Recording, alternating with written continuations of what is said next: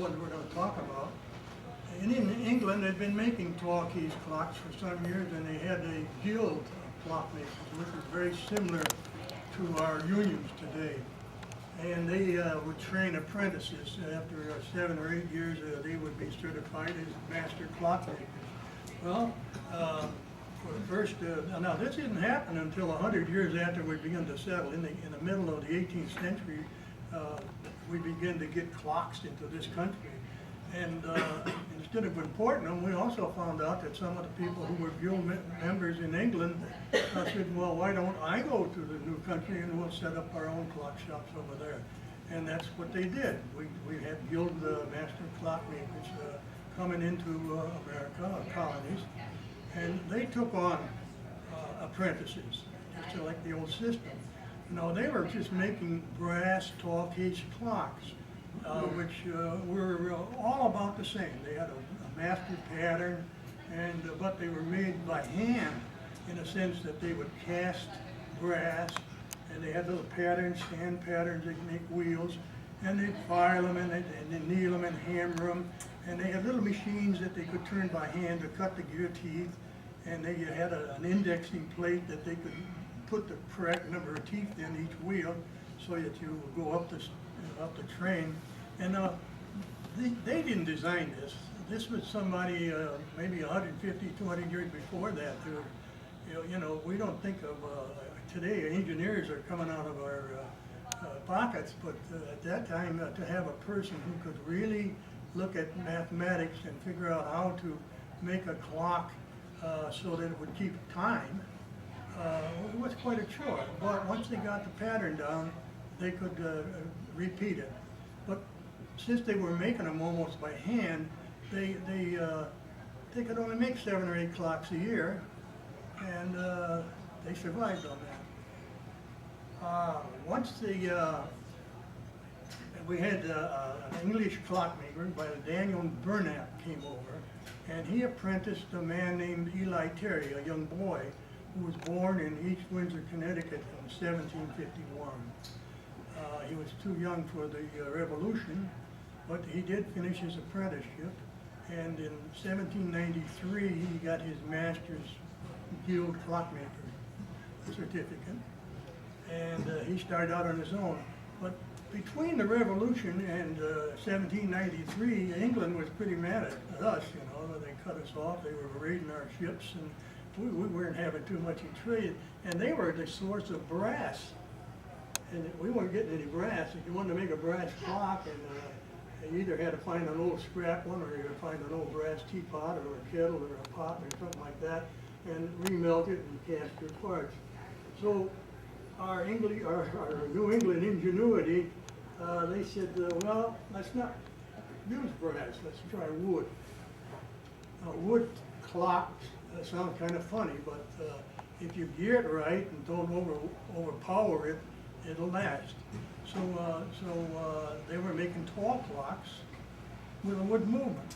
And now this isn't a tall clock movement, it is a shelf clock wooden movement made by one of the Connecticut clockmakers in about 1820, 25. The wheels were made out of black cherry, the plates were oak, and the pinions were made out of a material like a laurel vine, which was very dense. It had very little brass in it. It had a brass escape wheel and a grid to hold it. Now this happened to be an alarm clock. Believe it or not, we had alarm clocks 200 years ago. So that kind of went along that way, and Eli Terry, since he was becoming more proficient, he found out that there was a need for some merchandising company in New York, that they said they needed 4,000 tall clocks without the cases. In other words, just the dials and the movements and the pendulum and the weights. And he talked to them, and they gave him a contract. But it was for 3 years. He had to deliver 4,000 of these tall clock movements made out of wood, and they hang them on the wall. They call them wag on the walls until you could afford a case. So they were merchandising these all up and down the coast and into the interior. Well, he had some ideas that number one, tall clocks were so hard to make and so hard to transport. You sell one, you had to crate it and ship it, and you know, you don't know what it's going to get into. And he kept thinking we ought to be able to make a clock that's smaller, something that would fit on a mantle or a table, and something that every man could afford, because the tall case clocks were very expensive and only were in the public houses or in the very prosperous households. So he reinvented the movement and changed the gearing and the weight requirements so that he could come up with a clock that had about a 13-inch pendulum drop instead of the 1 meter on the top clock. The 1 meter was 39 inches, and that would run 30 hours, or if you geared it right, you could, and put the right weights on, it would run 8 days. But he designed a new movement, and he said we ought to have a case to suit the movement.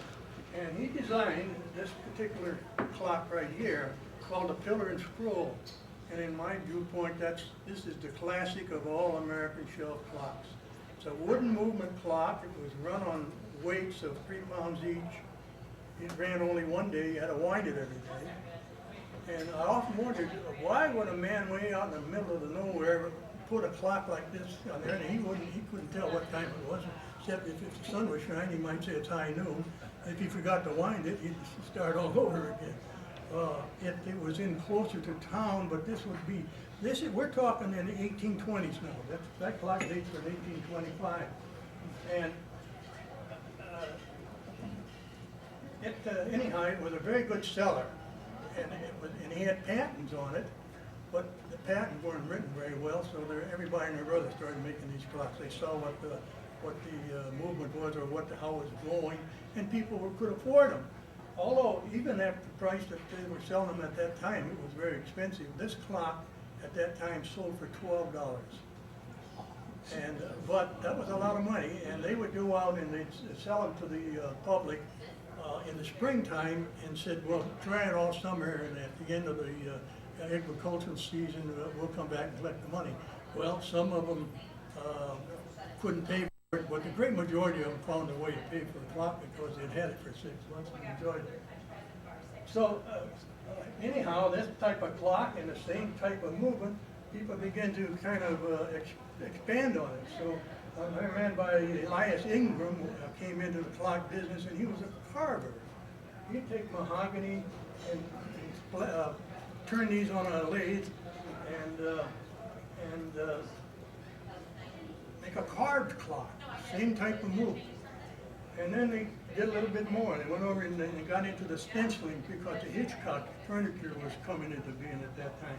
I might go back to this clock here. In that contract that Eli Terry took on for 3,000 clocks, it took him a year to set up his jigs and fixtures that he needed.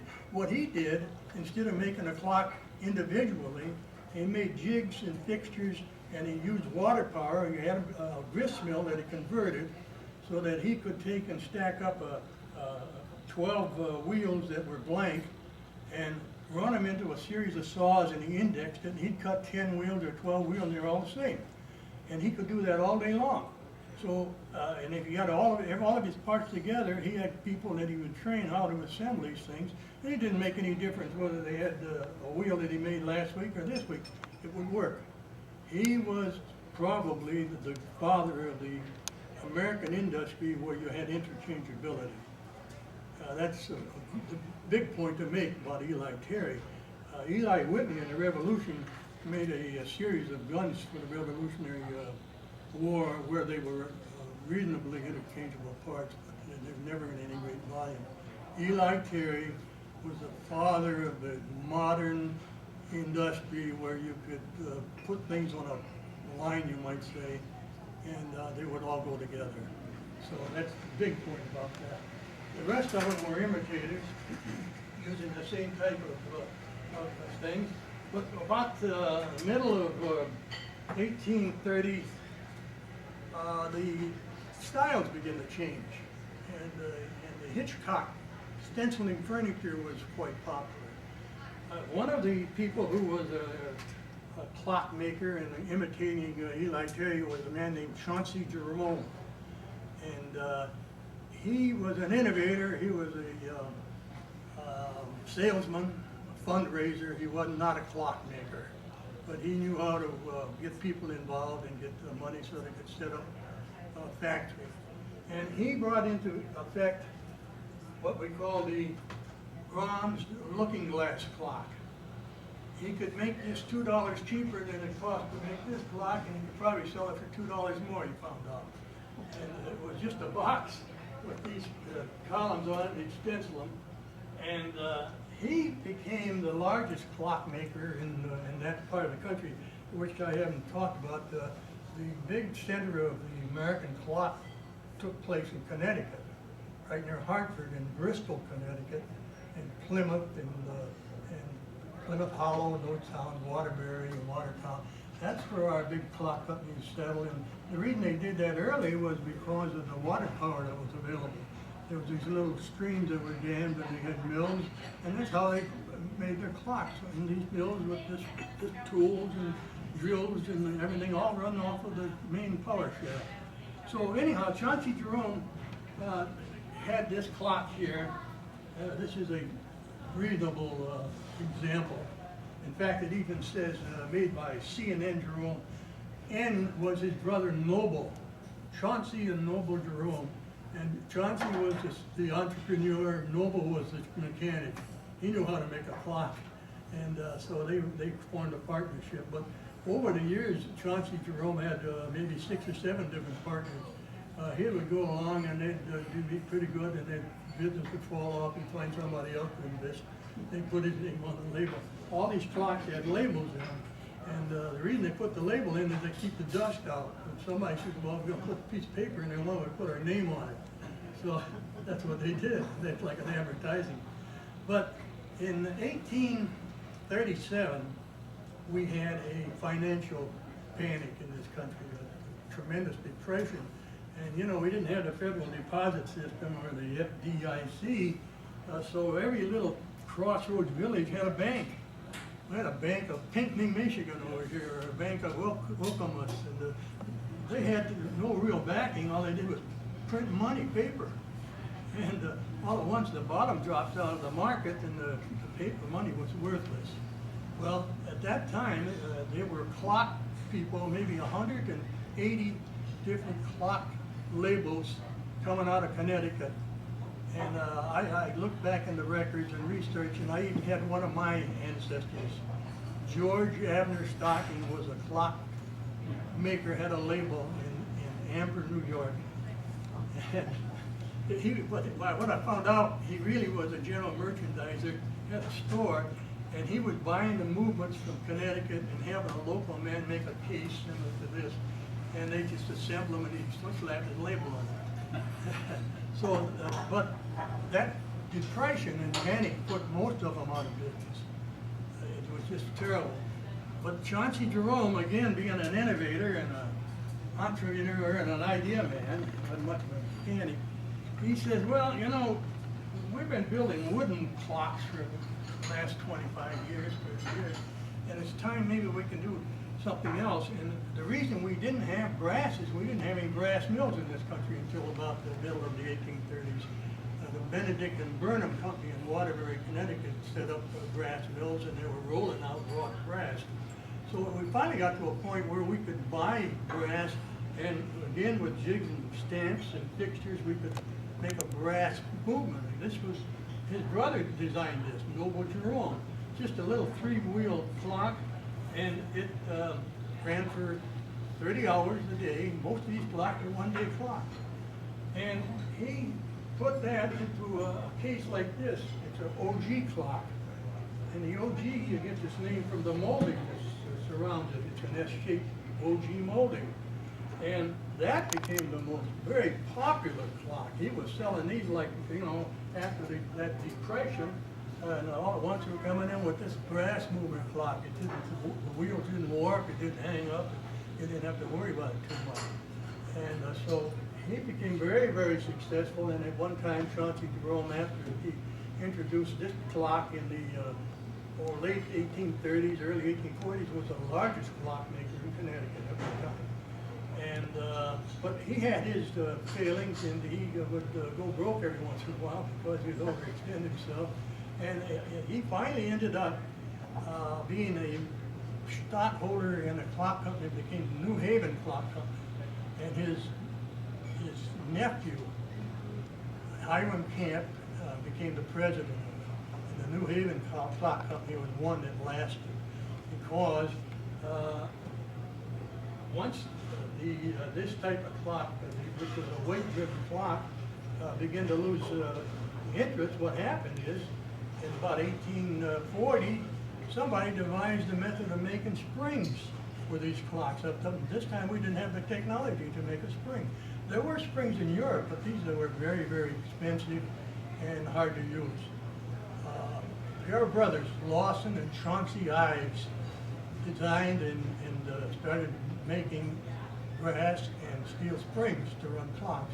Well, once you get a spring to run a clock, then you can bring the size down. So that's what this iron clock did.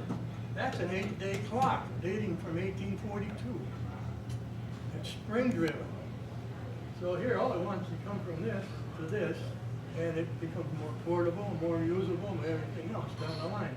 So, and also at that time, after the big blowout where most of these little clock dealers and makers went out of business, there was a few of them that still had sufficient funds and to last. There was about 7 major clock companies from 1850 to the demise of our clock industry in the 1930s. New Haven, Ansonia, Seth Thomas, Waterbury, Welch, and a couple more that were in there, and they had sufficient funding that they made hundreds and hundreds of thousands of spring-driven clocks, and in all designs. I'll tell you, there was a clocks coming out of your ears, and if you look at catalog and such, you could never amass what was made.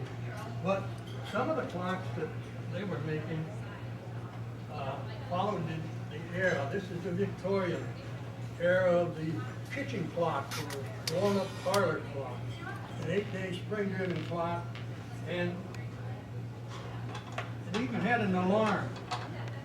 Believe it or not, I don't know why they needed alarms in those days. I guess they had to make the office at time or something. I'll see if I can make it work.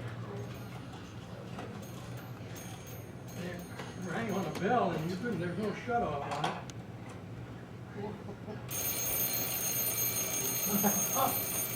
I know. It wasn't a snooze button.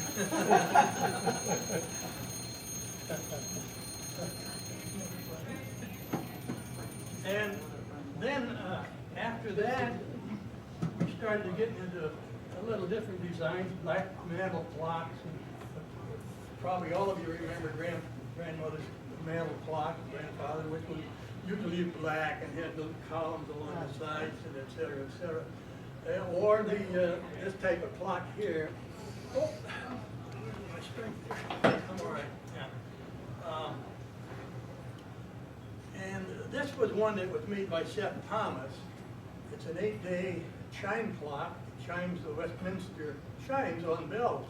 And most of them had a gong, and et cetera. But let's see if we can make this one chime for us.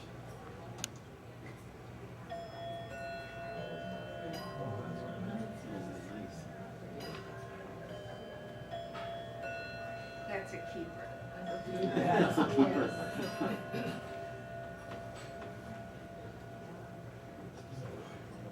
You have a big house. Did you go ahead and all these talks? I'll chime the hour next time. It's what's for me, 16 notes. No, I'm sorry, I didn't. I wound up. But anyhow, that basically is a very scanty idea about the American clock industry. They also had their sense of, what do you want to call it? Humor. Good word. This is a clock that was made by the New Haven Clock Company in 1885, and they advertised it 1 year in their catalog And that was the only year they ever advertised it because of the world's worst timepiece. But what's called the flying pendulum. And every time that was supposed to hang up on these posts, it moved the index, the wheel one notch, and it would start to keep the time. But I found out that I ran it for 12 hours and it gained 2 hours. So it wasn't very good, but I assumed that maybe if the jeweler put it in a store window, it was a curiosity to get people to stop and look by. I found out you don't keep it near small children or cats.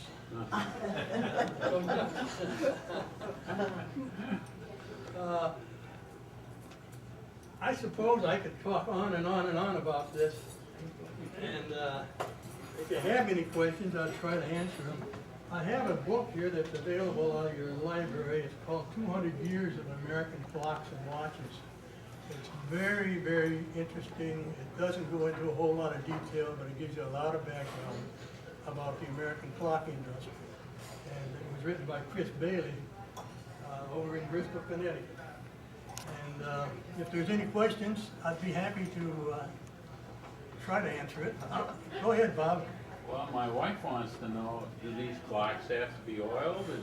Woodworks so- clocks, woodwork's a good question. Wooden work clocks were never oiled, except in one spot, where steel and brass came together, right there.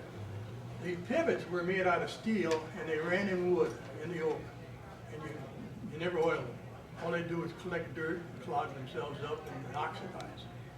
And these particular clocks, 200, 180 years old, and they're still running. So they weren't something that would just, fly by night. They really are. Brass clocks, naturally, it's steel on brass, and they should be cleaned and oiled periodically.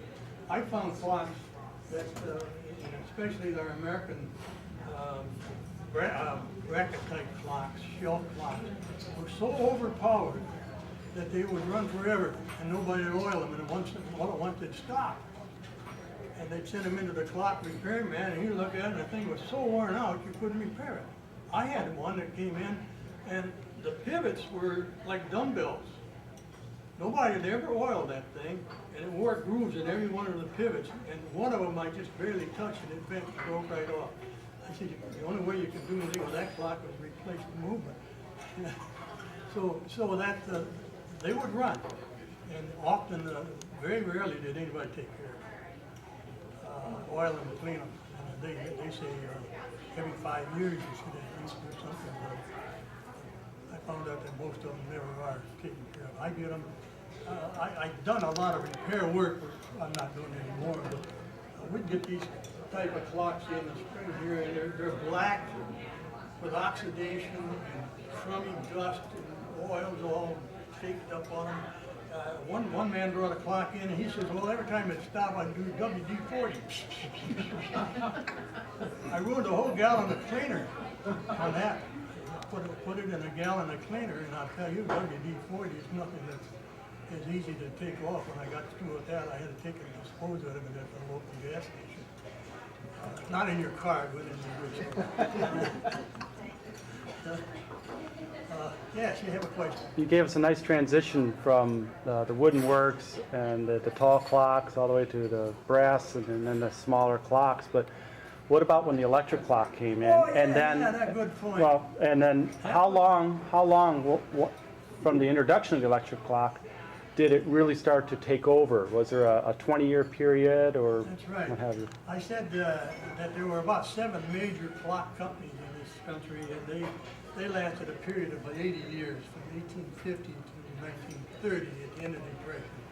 The Depression started to kill them because at that time, in the late 1920s, electric clocks were coming in. And in the 1930s, they came in big. And people got tired of winding these clocks. They said, all we have to do is plug it into the wall here, and that's it. We don't have to worry about it anymore.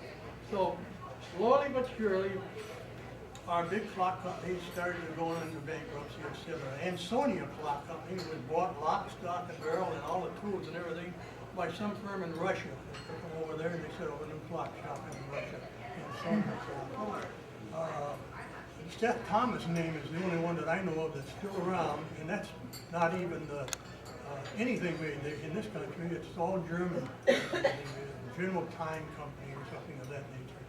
And they build a few tall case clocks, or hall clocks we call them today, and they were all imported. Our last tall clock manufacturer in this country was the Hershey's Company in Cincinnati, Ohio. They made their own cases and their own movements, and they lasted until 1966 in Starkville, Mississippi, and they went out of business simply because of the competition. You go into any of these big fine furniture stores and you'll see 25 hall clocks in there. They're all pretty sly and, well, there was a colonial clock company out of New Zealand or Kalamazoo over there at one time, but they're imported movements. We don't make them anymore. But anyhow, that was the end of our clock industry in this country, was at the introduction of the electric clock.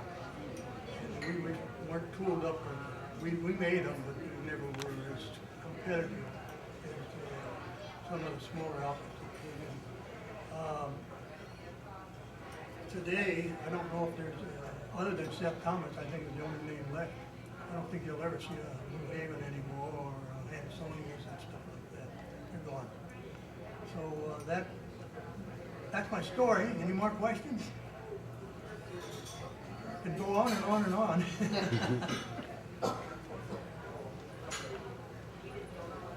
Thank you very much. Well done. Thank you for all your